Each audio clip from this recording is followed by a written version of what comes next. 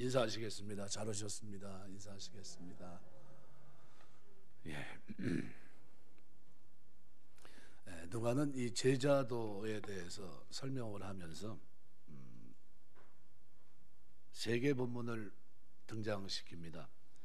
세 개 본문은 우리가 하나님과 관계를 맺는 데 있어서 세 가지의 서로 다른 핵심적인 측면들에 대해서 설명하고 있는데요. 앞에 비유가 선한 사마리 사람 비유입니다. 어떻게 이웃과 관계를 맺을 것인가. 그래서 10장 25절부터 37절까지 설명하고 있습니다. 우리가 그리스도 안에 구원받으면 이웃 사랑을 실천하는데 그 이웃 사랑은 형제 사랑이고요. 형제 사랑은 전체를 다 이웃으로 삼기는 대단히 버겁습니다.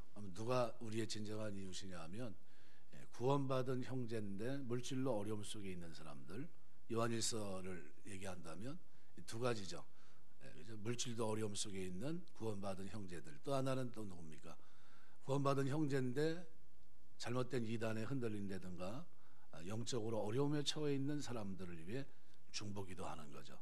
이게 이제 사랑으로 요한은 설명하고 있는데 오늘 본문에서도 바로 그런 내용입니다. 이웃과 어떤 관계를 맺을 것인가? 선한 사마리아 사람처럼 이렇게 살아내야 된다는 겁니다. 또 하나는 그럼 하나님과는 어떤 대화를 할 것인가? 그래서 11장 1절에서 13절 보면 주기도문과 기도에 대한 확신에 대해서 쭉 설명해 주고 있고요. 그리고 오늘 우리가 읽은 이 본문은 우리가 서로에 대해서 어떻게 볼 것인가, 또 주님과의 시간은 어떻게 보낼 것인가 라는 문제를 다루고 있습니다. 우리가 좀 살다 보면요, 내 한계, 나는 돌아보지 못하고 상대방이 자꾸 보여요.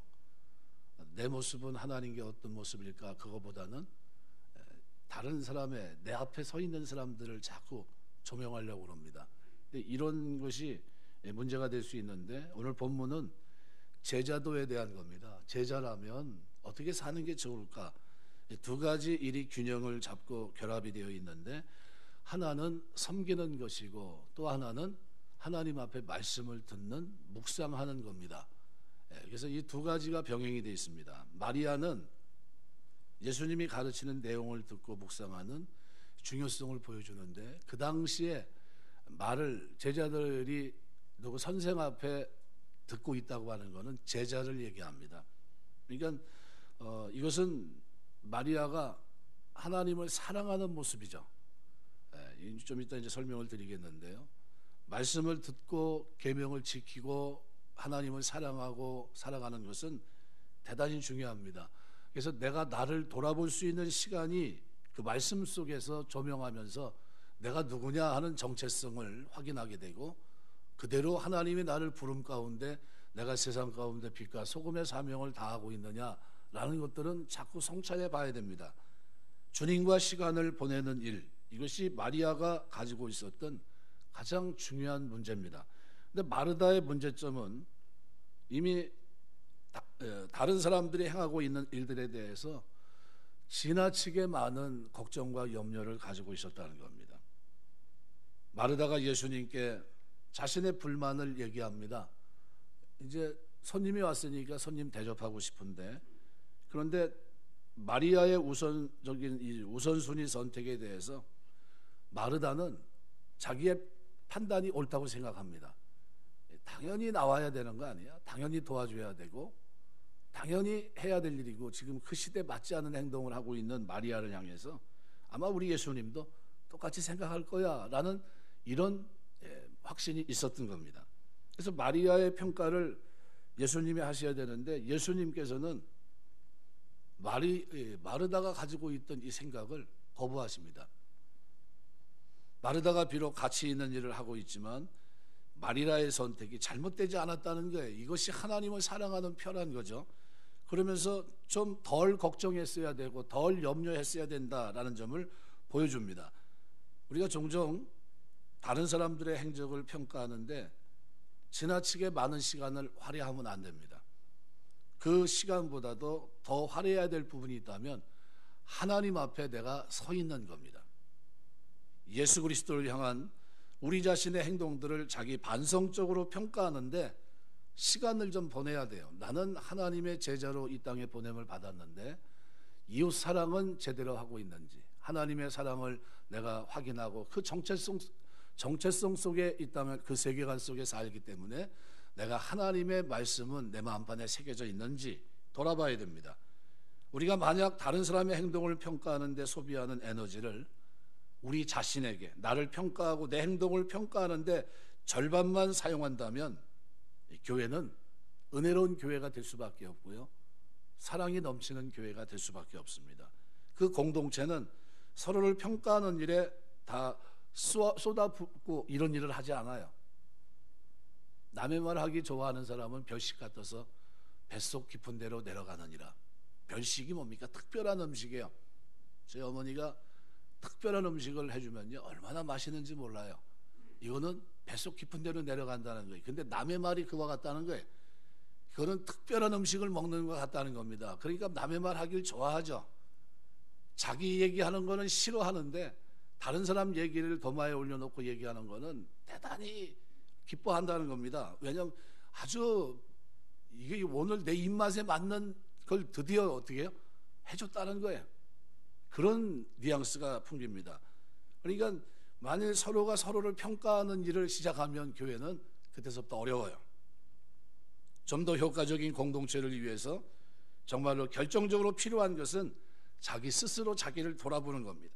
내 행보에 대해서 개인적인 책임을 지고 공동체로 하여금 서로 성도들 향해서 긍정적이고 적극적으로 격려하는 사역을 할 수 있게끔 도와야 돼요.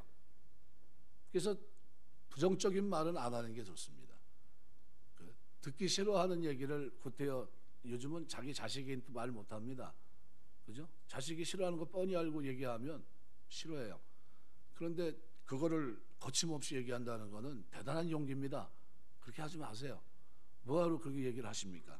이 공동체 내 죄악을 무시하라는 얘기가 아니라 죄와 상관없는 영역에 대해서 평가하고 간음할 때 좀 천천히 자기부터 돌아보고, 나는 하나님을 사랑하는 사람인가, 그 사랑하기 때문에 말을 하는 사람인가 돌아보라는 겁니다. 마리아는 하나님 앞에서 말씀을 듣고 있는데 마르다는 그만 자기의 분주함 속에서 그 선을 넘고 말았습니다. 주님은 마르다의 불평을 들어주지 않으셨어요. 마리아가, 그녀가 선택한 그 선택은 존중받고 존경할 필요가 있다는 사실을 말씀하고 있는 겁니다. 이 굉장히 중요한 얘기를 하고 있는 거죠. 그러니까 마르다와 마리아의 이 이야기는 선한 사마리아 사람 비유와 같이 누가복음에만 등장하는 비유입니다. 다른 복음서에서 다루고 있지 않아요. 누가가 외형적으로는 별 관련도 없어 보이는 이 두 본문을 나란히 연결한 것은 무슨 연유에서일까요? 아마 이유가 있었겠죠.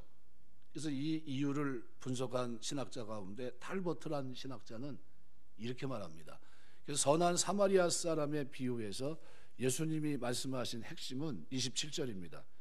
율법에 무엇이라 기록되었으면 내가 어떻게 읽느냐? 대답하여 이르되 내 마음을 다하여 목숨을 다하여 힘을 다하여 뜻을 다하여 주 너희 하나님을 사랑하라 하고 또한 내 이웃을 내 자신같이 사랑하라 하였나이다 라는 말씀입니다.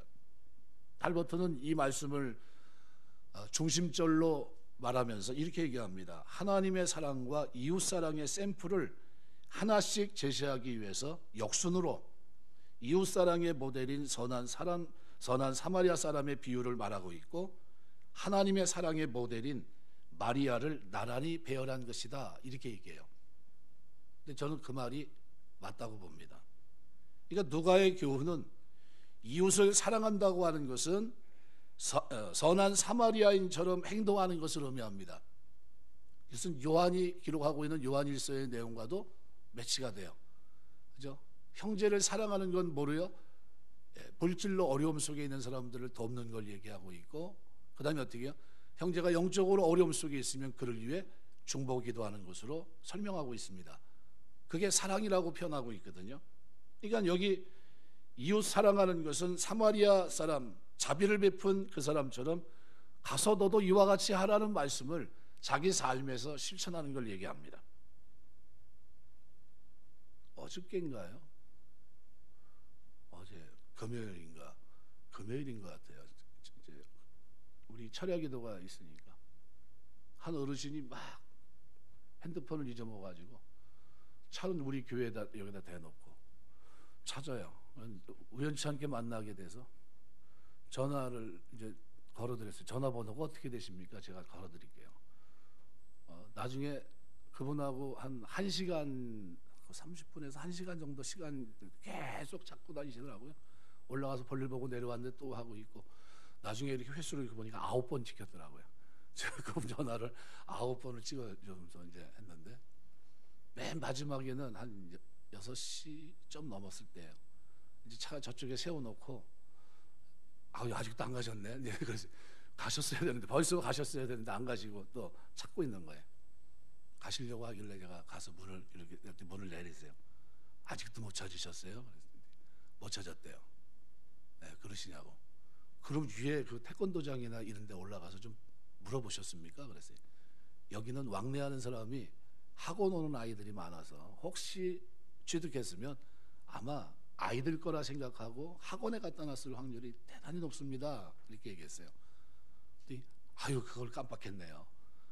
차를 두고 이걸 건물을 여기서부터 빙빙 돌기를 몇 차례 하고 뭐 1시간 지났는데도 못 가요. 뭐 나중에 그 이유는 알았는데 그 속에 카드가 많이 들은 겁니다. 잊어먹으면 안 되는데, 그래가지고 그거를 드라크마 찾듯이 찾고 계세요. 이제 도와줘야 되겠다는 마음을 가지고서 이제 전화를 했는데 안 돼요. 근데 쭉 하다가 어떤 실마리가 하나 풀린 겁니다. 1시간 정도 지난 후에 누가 저쪽에서 태권도장 올라갔더니 거기서 그런 거예요. 누가 핸드폰을 뭐 저쪽 어디에 길가에 누가 봤대요. 뭐 이런 비슷한 얘기를 들은 겁니다. 그래가지고 그 소식에 신이 나서 내려오셔가지고 그 도로변을 이제 걷기 시작하는 거예요. 근데 마침 그때 제가 또 전화를 걸었습니다. 소리가 나야 될 것 같다 싶어서 전화를 걸었는데 엉뚱하게도 아이온 유치원에서 전화가 온 거예요. 교사한테 전화를 받은 겁니다. 신호는 가는데 안 받았어요. 계속. 그래서 받았는데 반갑죠. 어디시냐고 물어봤어요. 했더니 아이온 유치원 교사입니다. 누가 주워가지고 여기다 갖다 놨다는 거예요. 그래가지고 그걸 찾아주는데 그분이 굉장히 좋아하시더라고요. 그래가지고 다른 건 잘 모르겠는데 카드를 찾아서 이걸 잊어먹지 않으면 너무 감사하다고. 그랬더니 그제서야 제가 그날은 이제 금요일이니까 양복을 입고 있었거든요. 금요일 철야기도를 앞두고 있으니까 그때는 평범하게 옷을 입지 않고 늘 양복을 입으니까요. 근데 이렇게 쳐다보더니 이제 교회 목사님인가 봐요. 그러더라고요. 이제 눈에 들어온 거예요. 이제 저때까지는 눈에 안 들어왔어요. 지금 그냥 찾아야 되니까. 근데 나중에 한번 찾아서 인사해야 되겠다고 그러면서 이제 가셨습니다. 이제 가셨는데 제가 이제 오늘 이제 뭐 이상하게 이 얘기하고 좀 연관이 되는 것 같아요. 이게 누가는 이웃 사랑을 얘기합니다. 우리가 크게 하는 건 아닌데 그 사람에게 이 카드를 잃어버리는 거는요, 강도 만난 거하고 똑같아요. 그걸 누가 쓰면요 어떻게 되겠습니까? 근데 그거 자기 일처럼 도와준 거죠. 계속 왔다 갔다 하시면 아직도 못 찾았냐고 하면서 전화 걸어주고 같이 왔다 갔다 거리고 뭐 하나 싶었는데 1시간 정도 지나서 그걸 찾아가지고 갈 때는 기쁨이 충만하시더라고요. 그래서 뭐 물어보지도 않았는데 여기가 장로교회 침례교회여서부터 뭐 이상한 얘기가 오고 가요. 장로교회니까 힘드시죠. 뭐 물어보지도 않은 얘기를 자꾸 하시더라고요. 힘든지 안 힘든지 본인이 잘 모를 텐데 뭐 그런 얘기를 불쑥불쑥 하시면서 그리고 가시더라고요. 왜 기분이 좋았던 거예요. 찾았으니까요. 그게 이웃 사랑입니다. 여러분 살면서 어려움에 처한 사람들을 돌아보시길 주의 이름으로 축원합니다. 우리가 큰 물질은 아니더라도요 필요를 채워주는 거죠. 그런데 형제 사랑, 탈보트는 이렇게 이웃 사랑하는 것과 병행해서 하나님을 사랑한다는 것은 마리아처럼 어떻게 해요? 하나님의 말씀을 듣는 거라는 겁니다. 그러니까 제자는 이 땅을 살아가면서 두 가지 일을 해야 돼요. 하나는 이웃 사랑이라는 섬김이 있고 또 하나는 뭐가 있습니까? 하나님 앞에서 말씀을 듣는 사색의 시간, 말씀을 통해 내가 정체성을 가지고 제자로 이 땅에 소금과 빛으로 살아가고 있다고 하는 사실을 잊지 않고 하나님과의 관계 속에서 나를 생각하는 그 시간, 이게 뭘 통해서요? 말씀을 듣고 읽고 묵상하는 이 일을 통해서입니다. 이 마리아의 행동은 그겁니다. 오늘 우리가 2023년을 살고 있는데 늘 살다 보면요, 스트레스 없는 사람이었고요, 요즘 긴장 상태에 살아갑니다. 뭐 학생도 마찬가지지만 직장인도 마찬가지고 사업하는 사람도 마찬가지고 요즘처럼 환경이 어려운 때가 어디 있습니까? 졸업을 해도 갈 데가 없고, 직장은 문 닫는 데가 더 많고, 사업은 엄두도 못 내고, 은행 빚은 말로 표현할 수 없어 금리는 올라가 있고, 뭐 압박감이 보통이 아닙니다. 젊은 아이들이 그나마 우리나라는 좀 낫다고 얘기를 하는데, 경제적인 형편이 어렵고 이미 추락한 나라들은요, 걷잡을 수 없습니다. 일이 즐거워하는 분도 있겠지만 대다수의 사람은 힘들고 고된 일들의 연속입니다.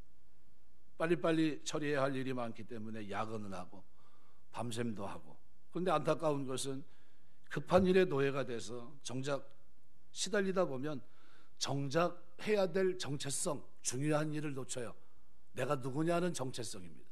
내가 제자로 이 땅을 살고 있고 하나님은 나에게 일관되게 내 앞에 있어야 된다. 그리고 세상에서 섬김과 묵상의 삶을 살아야 될 것을 계속해서 우리에게 말씀하고 있는데, 바로 그 제자도를 오늘 본문에 마리아의 사건을 통해서 설명하고 있는 겁니다.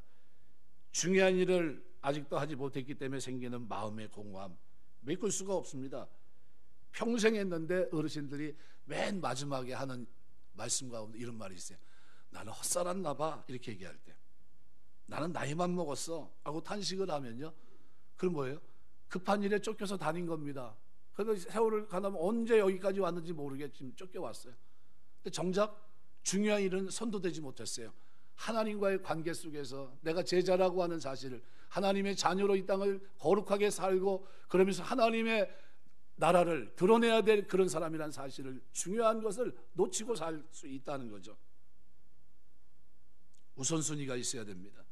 급한 일과 중요한 일, 그 두 가지를 우리가 먼저 선택을 해야 되는데, 마르다는 급한 일에 초점을 맞췄다면 마리아는 중요한 일, 주님의 말씀을 듣는 그 자리에 있었습니다. 그래서 완전히 삶이 다른 모습을 보여줘요. 오늘 본문은 세 가지 비유를 얘기하고 있는데, 마리아와 마르다의 모습을 가만히 비교해 보십시오. 예루살렘 동쪽 약 5리 떨어진 곳 베단이라는 마을에 나사로, 마르다, 마리아가 살고 있습니다. 예수님의 사랑을 듬뿍 받았던 가족이에요. 예수님은 쉴 만한 때가 되면 그때 베단이 나사로 집에 가서 쉬셨습니다. 나사로는 죽은 지 나흘이 되었는데도 예수님이 그를 다시 살릴 정도로 친근감이 있는 것입니다. 그들 삼남매 마음속에는 언제나 예수님에 대한 감사의 정이 있었습니다. 하루는 예수님께서 제자들을 이끌고 베다니 마을에 오셨어요. 마르다가 예수님과 그 일행을 자기 집으로 영접했습니다. 그러면 가만히 있을 수 없잖아요. 음식을 좀 장만해야 되지 않습니까? 얼마나 분주하겠습니까? 마르다는 준비하는 일이 많아 분주합니다. 손이 모자랐던 거죠. 그래서 일하다 보니까 자기를 도와줘야 될 마리아가 보이지 않아요. 그래서 39절 보면 주의 발 아래 앉아 그의 말씀을 듣고 있던 마리아의 모습을 보면서 분노합니다. 제가 왜 저기 있는 거지? 내 옆에 있어야 되는데, 날 좀 도와줘야 되는데, 손이 모자르는데, 이런 거죠. 마리아는 예수님에서 나오는 하나님의 생명의 말씀에 귀를 기울이고 있었습니다. 마르다는 동생의 그런 행동에 화가 났어요. 40절 하반절에 보니까 마르다는 예수님께 나가서 이렇게 얘기합니다. 주여, 내 동생이 나 혼자 일하게 두는 것을 생각지 아니하시나이까? 저를 명하사 나를 도와주라 하소서. 그러면 예수님이 내보낼 줄 알았어요. 그러면 자기 말이 명분이 있으니까요. 주님, 제가 음식 준비하는 중입니다. 손이 모자릅니다. 빨리 손을 더하게 하십시오. 이런 얘기죠. 예수님께 원망에 섞인 말을 한 겁니다. 혼자 이러는 거 뻔히 아시면서 왜 섭섭하게 왜 마리아만 저기 있게 주시면 빨리 내보내 주십시오, 이런 얘기입니다. 근데 예수님은 뭐라고 대답합니까? 주님께서 이렇게 대답하여 가라사대 마르다야, 마르다야. 예수님께서 이름을 2번이나 부르신 겁니다. 그것은 마르다에게 주시는 교훈이 얼마나 중요한지를 일깨워 주시기 위한 겁니다. 사도행전 9장 4절 보시면요, 사울아 사울아, 이렇게 땅에 엎드려 들으며 소리가 있어 이르되 사울아 사울아 내가 어찌하여 나를 박해하느냐. 이름을 2번 부를 때는요, 중요한 말씀하실 때예요. 누가복음 22장 31절 시몬아 시몬아 보라 사단이 너를 밀가루하려고 요구하였으나, 그죠? 그때 누굴 위하여? 기도했습니다. 마찬가지죠. 오늘 본문에 마르다야 마르다야, 똑같은 얘기입니다. 네, 같은 얘기 아주 강조하는 거죠. 마르다에게 주시는 교훈이 중요하다는 겁니다. 내가 많은 일로 염려하고 근심하나 마르다는 준비하는 일들이 많아 마음이 분주했고 그것 때문에 마음속에 염려와 근심이 가득하게 됐어요. 마르다가 선택한 일은 중요한 일은 아니었다는 거예요. 그것은 급한 일이지. 만약에 마르다가 중요한 일적을 선택했다면 오히려 마음속에 기쁨과 평안함이 있었을 겁니다. 나는 지금 중요한 일을 하고 있다는 긍지와 자부심이 있었을 겁니다. 그런데 마르다가 선택한 일은 중요한 일이 아니고 어디까지나 급한 일이에요. 때로는 굶을 수도 있는 거고요. 네, 때로는 그냥 허름하게도 먹을 수 있는 거 아닙니까? 근데 급한 일 때문에 마르다의 마음은 분주한 생각으로 여러 가지 염려, 근심이 생기고 평안하지 못했습니다. 이러한 마르다와 마리아의 모습을 한번 가만히 비교해 보십시오. 마리아는 중요한 일을 선택했습니다. 주님 발 아래 앉아 주님의 입에 나오는 생명의 말씀을 듣고 있습니다. 제자로서 그 모습이 얼마나 평안합니까? 2000년 전에 제자가 됐다, 상상할 수도 없는 일이죠. 마르다는 급한 일 때문에 마음이 분주하고 마음속에 평안이 없습니다. 예수님은 계속해서 42절에 말씀합니다. 그러나 몇 가지만 하든지 혹 한 가지만이라도 족하니라. 예수님은 계속해서 마리아를 두둔하시고 칭찬합니다. 마리아는 이 좋은 편을 택하였으니, 마리아는 좋은 편을 택한 것이라고 말씀합니다. 좋은 편이 뭡니까? 급한 일이 아니라 중요한 일을 택했다는 거죠. 그러면서 하는 말이 빼앗기지 아니하리라, 이렇게 얘기해요. 가만히 보면 우리가 살다 보면 마르다 쪽에 많이 가서 있어요. 마리아가 좀 돼야 되는데 그러지 못할 때가 많습니다. 마르다는 급한 일에 우선순위를 두고 있고요. 그것 때문에 마음이 분주하고, 그래서 늘 어떻게 해요? 늘 염려, 걱정이 떠나질 않아요. 그것 때문에 원망 섞인 불평이 쏟아져 나오고요. 자기 하는 일을 알아주지 않는다고 섭섭한 마음을 가질 수 있는 확률이 대단히 높아요. 그런데 마리아는 중요한 일을 택했습니다. 그건 염두에 두지 않아요. 예수님 발 앞에 고요히 앉아 생명의 말씀에 귀를 기울입니다. 하나님 말씀으로 채워졌고요. 예수님 주시는 기쁨, 즐거움, 평안함이 그 마음에 깃들어 있습니다. 나중에 이 마리아가 결정적인 순간에 예수님을 위해서 수고의 삶을 살아가지 않습니까? 마르다가 아닌 마리아, 이것이 우리가 좀 생각해 봐야 될 모습이 아닌가 생각이 됩니다. 이 원리를 가지고서 예수님의 삶을 한번 가만히 비춰보십시오. 예수님은 어떤 분이었는가? 30년간 후에 공생의 3년간의 삶을 가만히 들여다보십시오. 급한 일 때문에 중요한 일을 그르치는 일을 하지 않았어요. 요한복음 17장 4절 보면 아버지께서 내게 하라고 주신 일을 내가 이루어 아버지를 이 세상에서 영화롭게 하였사오니, 하나님께서 하라고 주신 모든 일들을 남김없이 다 이루었다고 말합니다. 십자가에서 다 이루었다고 말씀하시면서 아버지께서 주신 모든 일들을 다 이루었다고 말씀합니다. 이 땅에 겨우 33년 사셨는데 몫으로서 세월이 30세까지의 생애를 빼고 나면 정작 하나님의 일을 위해서 일했던 기간은 3년이에요. 그런데 다 이루었다고 말씀할 수 있었던 이유를 찾는다면 예수님은 급한 일에 치중하지 않고 중요한 한 가지 일을 이루셨기 때문입니다. 십자가에서 우리의 죄를 담당하시는 일이죠. 내가 다 이루었다고 말씀하실 수가 있었던 겁니다. 이 땅에 오셔서 예수님은 분주하셨어요. 바쁘셨습니다. 많은 병자를 고쳐주셨습니다. 문둥병자도 중풍병자도, 혈류증 앓는 여인도 귀신들도 쫓아내셨고요. 수많은 병자들을, 성경에 기록되지 않은 수많은 일들이 있었습니다. 배고픈 무리를 먹여주셨지만 여전히 이스라엘 땅엔 수많은 가난한 사람들이 있었고, 그럼에도 예수님은 다 이루셨다 얘기해요. 병자가 다 난 건 아닐 텐데, 그런데 어떻게 그와 같은 말씀이 가능할 수 있을까? 예수님 보시기에 그런 일들, 어떤 병자를 고쳐주고 가난한 자를 먹여주고 귀신을 쫓아내고 하는 일들, 이 모든 일들은 모두가 다 급한 일에 지나지 않았던 겁니다. 예수님에게는 그러한 일 외에 중요한 일, 하나님께 주신 사명이 있었어요. 보내신 목적, 거기에 맞는 삶, 그것이 뭡니까? 바로 십자가를 담당하시는 십자가에서 죽는 겁니다. 십자가를 지시는 일을 하셨기 때문에 겨우 3년간 이 땅에서 하나님의 일을 시작하시고 마치는 시간까지 불과 3년인데, 그런데 평안한 모습으로 천국에 입성하셨고요, 다시 오마 약속하고 계십니다. 이 땅에 계시는 간 예수님은 부지런하셨어요. 식사할 겨를도 없이 일을 하셨고, 얼마나 고단했던지 배를 타고 옮겨갈 때 풍랑이 있는 갈릴리 바다에서 제자들은 풍랑과 싸우며 고생하고 있는 그때에도 예수님은 고물을 베개 삼아 주무실 정도로 바쁘셨어요. 피곤하셨습니다. 그 급한 일 속에서도 언제나 중요한 일을 결코 놓치지 않았는데, 그것이 뭡니까? 하나님 앞에서 말씀을 듣고 하나님 앞에서 자기를 성찰하는 시간이에요.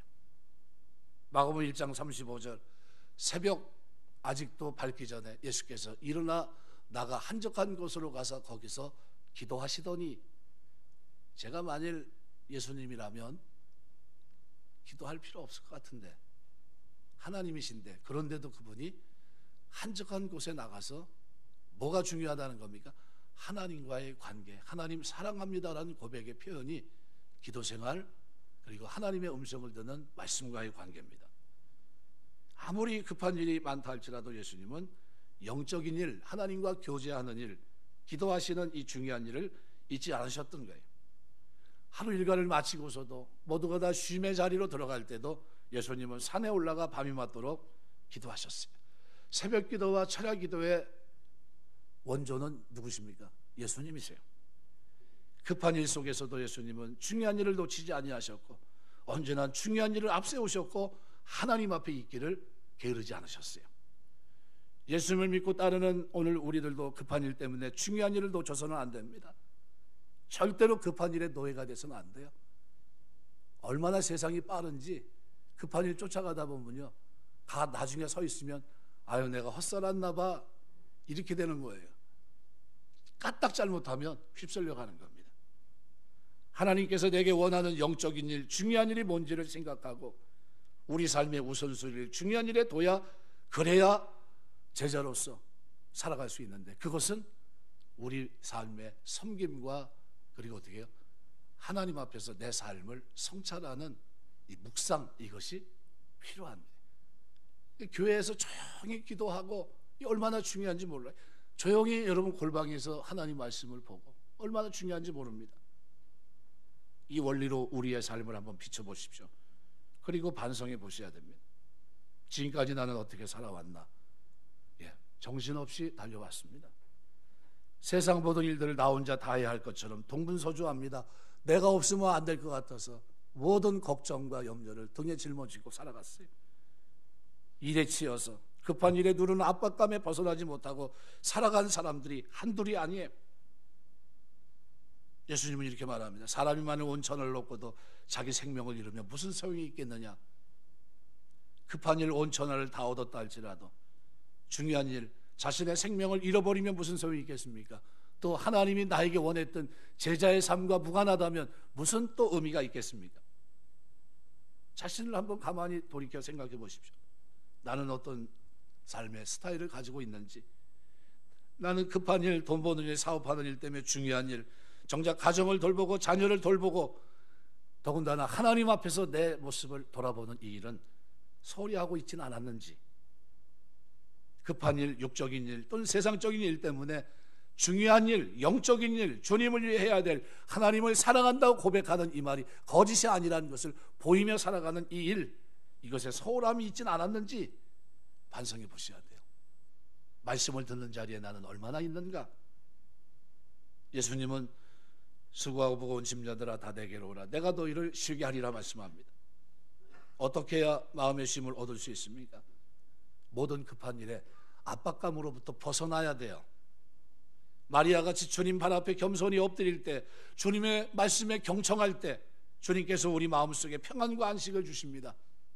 제자로서 중요한 일에 초점을 맞추고 살 수 있도록 나침판이 온전히 결정이 되는, 내 방향이 하나님의 나라와 의를 구해야 됩니다. 이 모든 것을 너에게 주겠다는 겁니다. 중요한 일에 초점이 맞춰져 있으면 급한 일은 내가 해결해 주겠다는 거예요. 우리 급한 일에 노예가 되지 맙시다.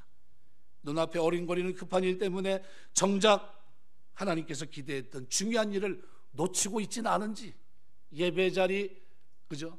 얼마나 중요한 자리입니까? 기도의 자리 얼마나 중요한 자리예요. 하나님 말씀을 묵상하고 읽는 그 자리, 나를 돌아보는 그 자리만큼은 너무나 중요한 자리예요. 우리가 중요한 일을 할 때 그 외 급한 일들은 우리 주님이 여러분 기도 구하지 않아도 주실 것을 아신 하나님께서 채워주실 줄 믿습니다. 하나님이 도와주세요. 우리 주님은 마르다 봉사보다는 마리아와 같이 두 가지가 병행돼야 된다는 거예요.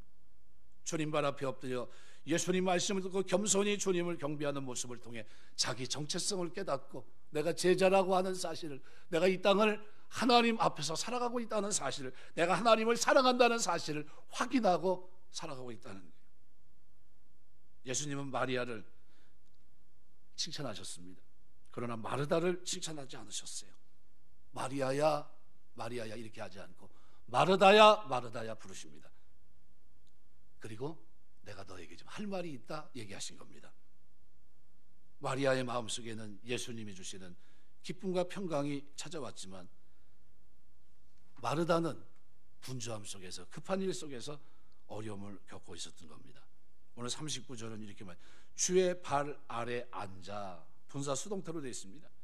마리아가 예수님의 명을 따라 그의 발치에 자리 잡고 앉은 후에 말씀을 들었다는 거예요. 듣더니라는 아쿠오라는 말은 능동태 직설법입니다. 마리아가 예수님 말씀을 억지로 들은 것이 아니라 적극적이고 능동적으로 들었다는 거예요. 있어야 될 자리가 아닌 줄 알면서 들어가서 들었다는 거예요. 이것이 나에게 필요하기 때문에 그렇게 했다는 겁니다. 기도가 필요하기 때문에, 말씀 듣는 것이 필요하기 때문에, 말씀을 읽고 묵상하는 것이 필요하기 때문에 그 자리로 나아갔다, 이런 뜻이에요. 이것이 마리아의 모습이에요. 제가 좋은 편을 택했기 때문에 빼앗기지 아니하리라. 우리 삶에도 이 좋은 편이 여러분에게 있게 되시길 주의 이름으로 축원합니다. 이것을 주님께서 원하세요. 마리아가 발 아래 앉은 것은 당시 제자가 스승의 발 아래 앉아 교훈을 듣는 자세와 같은 것입니다. 어떤 사람이 발 아래 앉는다는 것은 그의 제자가 되었다는 뜻이에요. 가말리엘 문화에서 교육을 받았던 바울이 사도행전 22장 3절 말씀에서 동일한 문구를 사용하고 있습니다. 내가 그 문화에서 교육받았다는 거예요.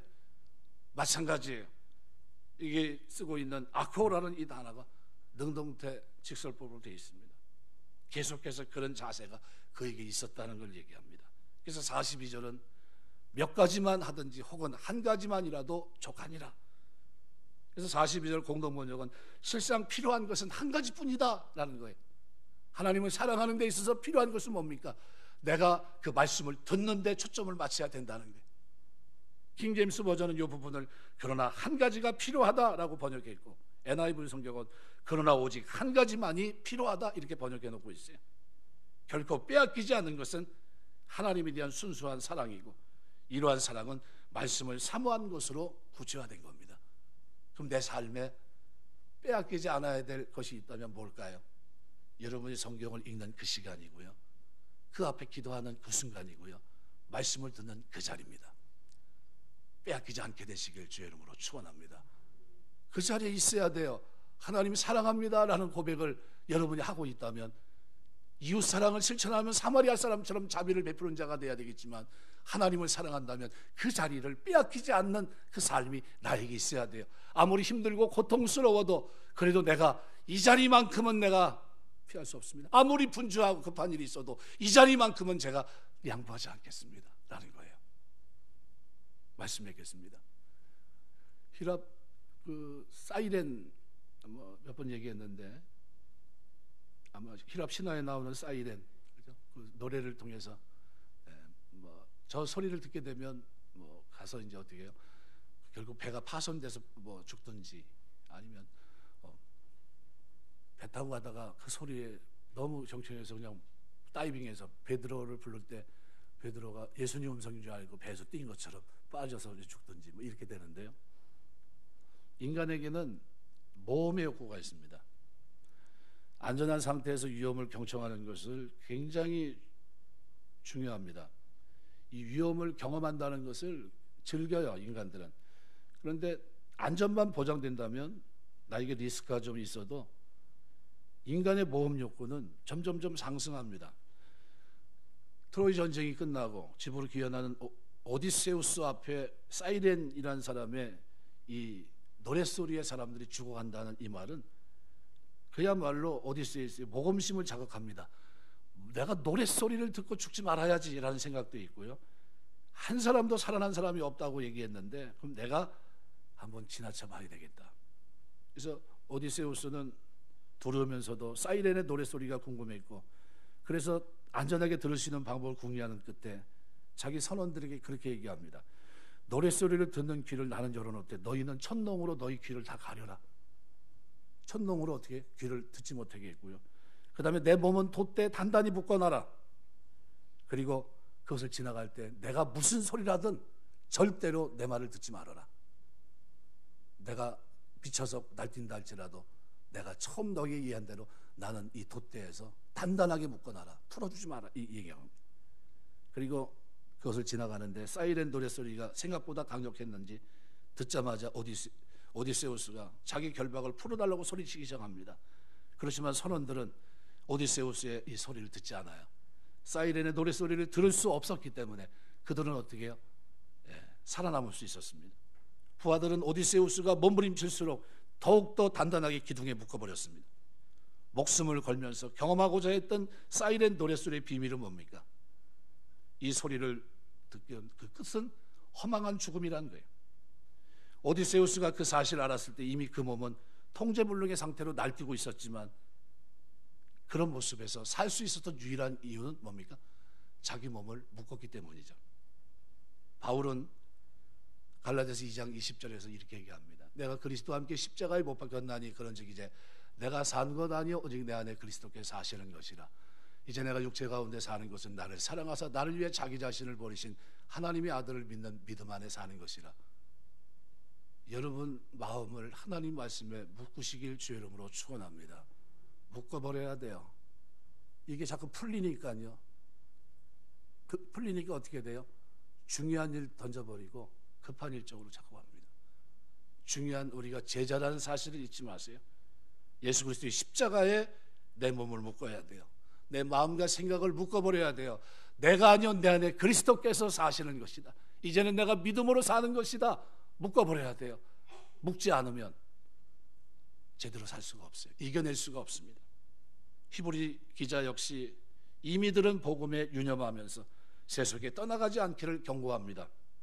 사이렌의 유혹을 극복하는 길은 복음과 교회 공동체 자신을 단단히 묶는 것의 말씀에 단단한 진리에 자신을 묶어둔 사람만이 사이렌의 유혹을 신앙의 모험으로 승화시킬 수 있는 겁니다. 히브리서 2장 1절 말씀 좀 전에 보였는데 그러므로 우리는 들은 것에 더욱 유념함으로 우리가 흘러 떠내려가지 않도록 함이 마땅하니라.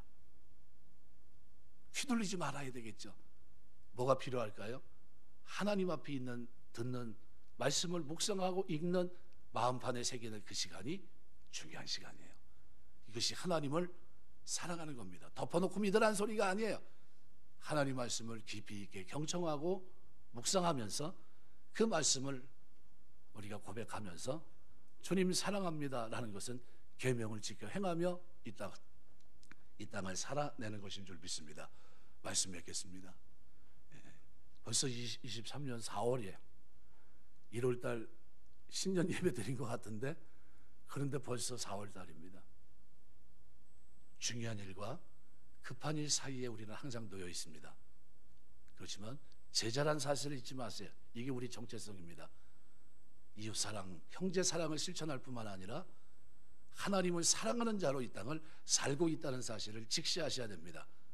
하나님을 사랑하는 길은 말씀을 듣고 읽고 묵상하고 그것을 마음속에 새기며 하나님의 뜻을 이루기 위해서 먹든지 마시든지 무엇을 하든지 하나님의 영광을 위해 살아가는 겁니다. 그 일을 위해서 마리아에게 주님이 하신 그 말씀을 잊지 마세요. 좋은 편을 택했으니 빼앗기지 아니하리라. 혹시 빼앗겼다면 좋은 편을 다시 회복하시는 은혜가 있게 되시길 주의 이름으로 축원합니다. 기도하겠습니다.